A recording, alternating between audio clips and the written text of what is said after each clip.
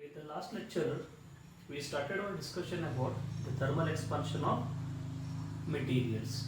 Okay, so we already studied that there are mainly three types of expansion. Okay, depending on the geometry of the material, we have the three type of expansion. In that, the first expansion is called linear expansion.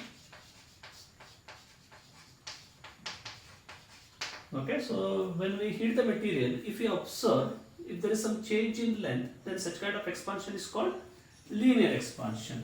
And we have this expression. Expression is delta L, that is change in length, is it depends on one, it depends on the nature of the material, that is alpha, that is called coefficient of linear expansion, and it also depend on the original length and delta T, that is the change in temperature. So in case of the linear expansion, the material expands to up to which quantity due to the temperature, it all decided by the nature of the material, and that nature of the material is given by alpha, and we call that alpha as coefficient of linear expansion.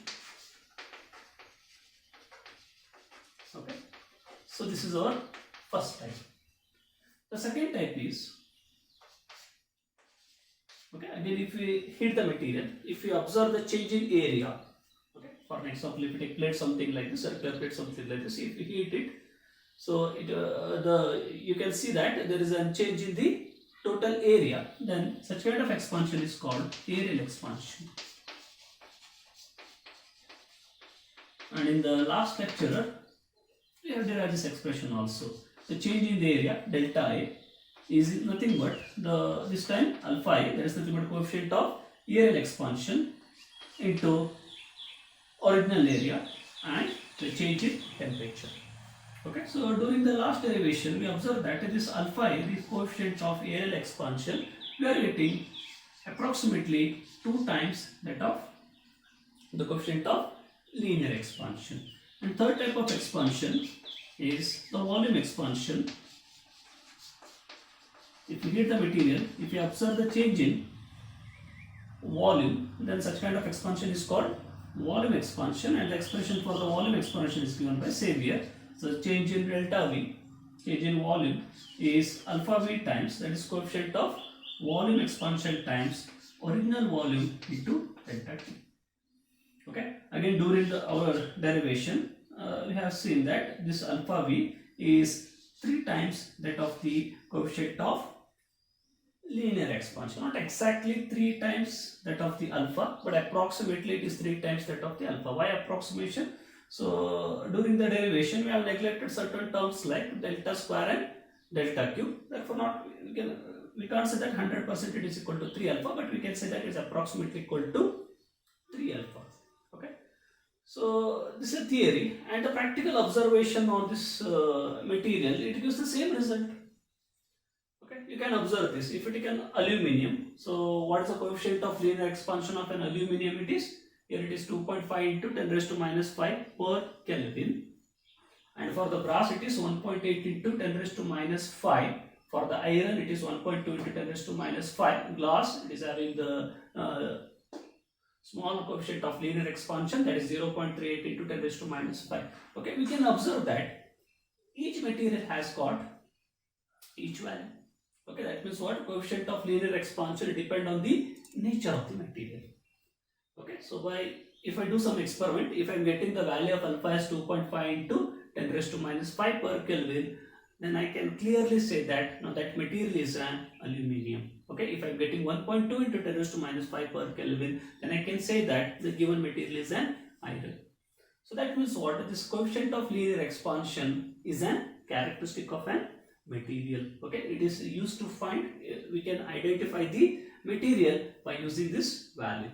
And you can also observe that this is a gamma, that is volume coefficient of the gas. You can observe that this is approximately 3 times that of the linear expansion of an material. Okay, brass it is 1.8. If you make approximately 3, then it is nearly equal to 6. If you go for iron, then approximately it equal to 3.55.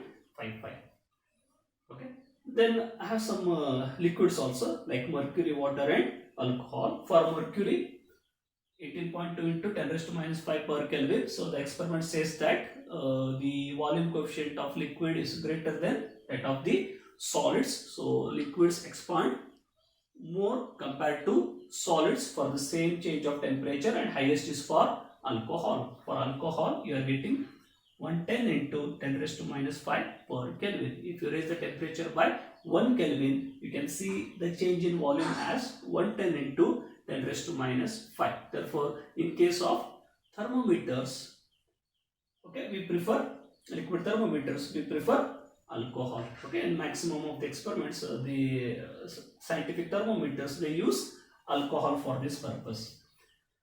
But if I go for the gases now, if we look at the data for the gases here, okay, so because the expansion of the gas is somewhat complicated, because it depends on both pressure as well as temperature. Therefore, for the in the experiment case, they have taken the temperature as 0 degrees centigrade, that is 273 Kelvin, and they are keeping the pressure constant as 100 centimeter of mercury level rise. So they are keeping the pressure constant for some particular temperature T. If we calculate the volume coefficient of the gas, then the result is somewhat very interesting.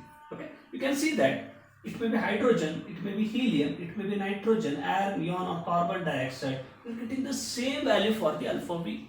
Okay, you are getting the same value, 3.66 into 10 raised to minus 3 per Kelvin, 3.6 into 10 raised to minus 3 Kelvin, 3.6, you are getting the same answer.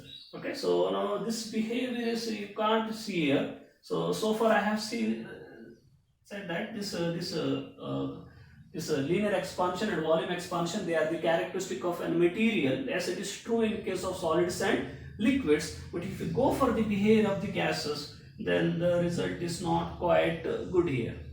Okay, so because to study this one, okay, so why this change takes place, let me derive some expression here.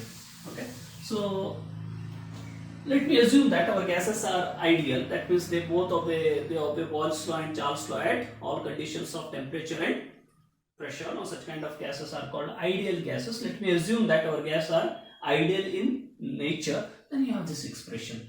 Expression is given by PV is equal to RT. If you take 1 mole of a gas, you are getting PV is equal to RT.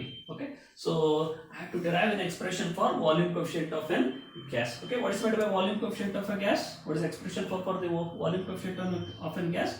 So earlier we have taken this expression delta V, that is change in volume, can be written as volume coefficient into original volume into change in temperature. Okay, so you can write the expression for alpha V now. So alpha V can be written as this delta V divided by V into delta T. Okay, so to derive this one, okay, so let me take the relation between pressure, volume and temperature, and that relation is given by real gas equation, ideal gas equation, that is PV is equal to RT.